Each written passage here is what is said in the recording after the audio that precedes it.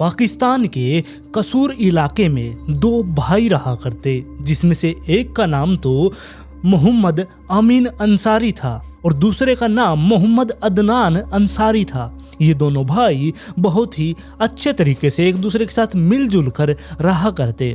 और जो ये आमीन अंसारी था, इसकी एक 7 साल की बेटी थी जिसका नाम जहनाब अंसारी था, जो कि बहुत ही प्यारी बच्ची थी। वो सुबह स्कूल में जाती और स्कूल से आने के बाद वो शाम को 7 बजे मस्जिद में कुरान पढ़ने के लिए जाया करती और लगभग 8:30 बजे वो वहां से वापस भी आ जाती। सब कुछ ठीक चल रहा था और जो ये आमीन अंसारी था, इसने दिसंबर 2017 के अंदर ये फैसला किया कि वो हज की यात्रा पर सऊदी अरब जाए। वो और उसकी पत्नी दोनों वहां पर जाना चाहते थे, लेकिन अब ये समस्या थी कि वो अपनी बेटी जहनाब अंसारी को किसके पास छोड़े। फिर उसको ख्याल आया कि वो अपने भाई मोहम्मद अदनान अंसारी के पास अपनी बेटी को छोड़ सकता है। और इसी सिलसिले में बात करने के लिए आमीन अंसारी अपने छोटे भाई अदनान अंसारी के पास गया और उसको जाकर ये बात बताई कि मैं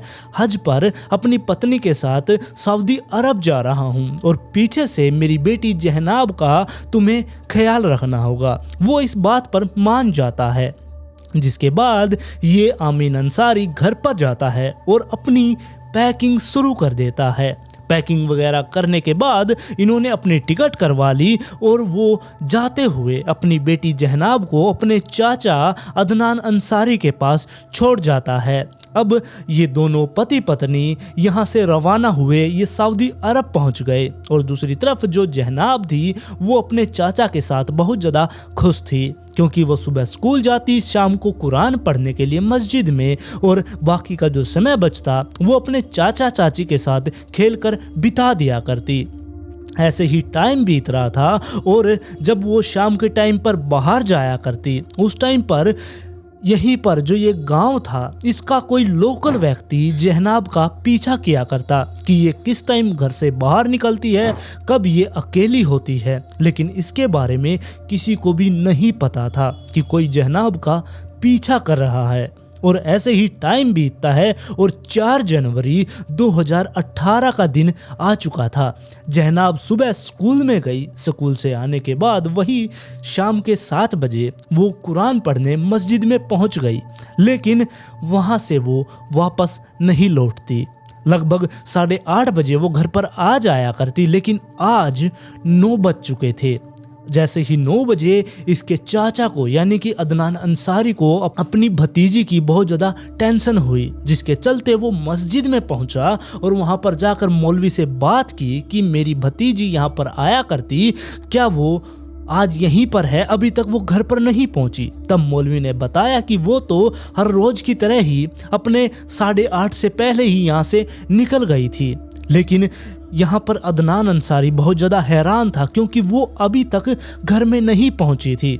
अब वो यहाँ से बाहर निकलता है और रास्ते में जाता हुआ आसपास के लोगों से अपनी भतीजी के बारे में पूछता जाता है, लेकिन किसी ने भी जहनाब अंसारी को नहीं देखा था। जिसके बाद वो थक हार कर घर पर पहुंचा और उसने अपने बड़े भाई आमीन अंसारी को फ़ोन किया और उसको बताया कि मेरी भतीजी यानी कि उसकी बेटी गायब हो चुकी है, वो कहीं पर भी नहीं मिल रही। ये बात सुनते ही जो आमीन अंसारी था, उसने अपनी हज की यात्रा बीच में छोड़कर वो वापस से पाकिस्तान के लिए फ्लाइट पकड़ता है और जल्द ही पाकिस्तान आ जाता है। अब ये दोनों भाई मिलकर गली गली मोहल्ले मोहल्ले अपनी बेटी को ढूंढ रहे थे, लेकिन जहनाब का किसी को कुछ भी नहीं पता था कि वो कहाँ पर चली गई। जिसके बाद अब ये दोनों भाई जाकर पुलिस का सहारा लेते हैं। इन्होंने पुलिस में जाकर रिपोर्ट लिखवाई, लेकिन पुलिस वाले भी इस केस को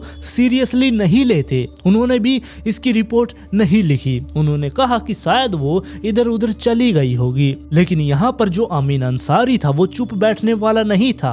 वो पुलिस स्टेशन से निकल कर अपने जो उसका घर था यानी कि इसके भाई अदनान अंसारी का जो घर था, वहां से लेकर वो मस्जिद बाद जहां पर वो जाया करती वहां तक का रास्ते के बीच में जितने भी सीसीटीवी कैमरे थे उन सब की फुटेज को खंगालना उसने शुरू कर दिया और आखिरकार उसकी मेहनत रंग लाई।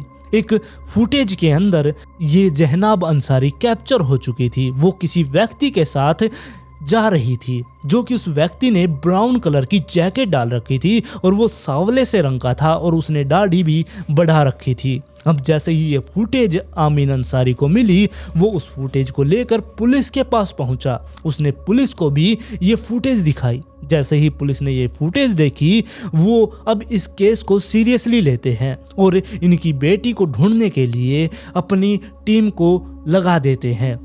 लेकिन अभी तक भी जहनाब का कुछ भी नहीं पता चल रहा था। ऐसे ही टाइम बीतता है और दिन आता है 9 जनवरी का। 9 जनवरी को जो कसूर डिस्ट्रिक्ट है जहां से ये जहनाब गायब हुई थी वहीं पर एक शाहबाज नाम का रोड है, उसके किनारे पर एक बहुत बड़ा कूड़े का ढेर लगा रहता है। वहीं पर एक व्यक्ति कुछ कबाड़ वगैरह उस कूड़े के अंदर से ढूंढ रहा था कि तभी उसके नज़र एक बच्ची की लाश पर पड़ती है। जैसे ही उसने वो लाश देखी वो वहां पर चिल्लाने लगा। उसकी आवाज सुनकर आस पड़ोस के लोग जो वहां पर थे वो इकट्ठा हो गए, जिसके बाद सभी लोगों ने मिलकर पुलिस को वहां पर बुला लिया। पुलिस जैसे ही वहां पर पहुंची उन्होंने देखते ही पहचान लिया कि ये तो जहनाब है जो कि 4 जनवरी को गायब हुई थी। अब पुलिस वाले इसको उठाकर पोस्टमार्टम के लिए हॉस्पिटल में भेज देते हैं और जब इसकी पोस्टमार्टम रिपोर्ट आई वो सुनकर तो सबके दिल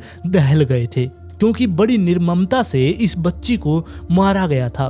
पहले तो इसके साथ बहुत बार रेप किया गया और फिर इसकी दोनों हाथों की कलाइयों को काट दिया गया, फिर इसका गला दबाया गया और इसकी मौत हो गई। जिसके बाद इसे उठाकर इस कूड़े के ढेर में फेंक दिया गया ताकि कोई भी इसको ढूंढ ना सके। लेकिन आखिरकार पुलिस वालों को ये बच्ची की लाश मिल गई थी। अब जैसे ही ये खबर टीवी पर आई, टीवी पर जैसे ही लोगों ने इस खबर को देखा लोगों के बीच में एक आक्रोश सा पैदा हो गया। लोग सड़कों पर निकल आए, वो प्रोटेस्ट कर रहे थे इस बच्ची के लिए। बाहर बहुत सारी भीड़ लग गई, यहाँ तक कि लोगों ने पुलिस वालों पर भी पत्थरबाजी करना शुरू कर दिया। वो चाहते थे कि इस बच्ची के कातिल को जल्दी से जल्दी पकड़ा जाए। लेकिन जो ये प्रोटेस्ट चल रहा था इसी प्रोटेस्ट के बीच में जो ये जहनाब थी इसका कातिल भी था, यानी कि जो इसका कातिल था वो प्रोटेस्ट में अपने आप को छुपाने के लिए घुसा हुआ था ताकि लोगों को उसके ऊपर शक ना हो। और अब जैसे ये दंगे भड़कने लगे ऊपर से पुलिस वालों पर दबाव आने लगा कि जल्दी से जल्दी जहनाब अंसारी के कातिलों को पकड़ो। तब पुलिस वालों ने जाकर डॉक्टरों से बात की। डॉक्टरों ने अब पुलिस वालों को बताया कि जो ये जहनाब अंसारी है इसके शरीर पर किसी और का DNA मिला है। अब जैसे ही ये बात पुलिस वालों को पता चली उन्होंने वो DNA का सैंपल ले लिया और अब वो जाकर पूछताछ करने लगे उनके घर वालों से और आस पड़ोस के जितने भी लोग थे सबका वो DNA लेने लगे ताकि वो चेक कर सके जहनाब के ऊपर से मिले हुए DNA से। जैसे जैसे वो सब कुछ चेक करते जा रहे थे कि तभी उनके पड़ोस में यानी कि जहनाब के पड़ोस में रहने वाला एक व्यक्ति जिस पर पुलिस वालों को शक हुआ, पुलिस वालों ने जैसे ही उसे देखा पुलिस वाले उससे बातचीत करते हैं और आस पड़ोस के लोगों से भी पूछा जाता है। आस पड़ोस के लोगों ने बताया कि जो ये व्यक्ति है ये वैसे तो दाढ़ी रखा करता लेकिन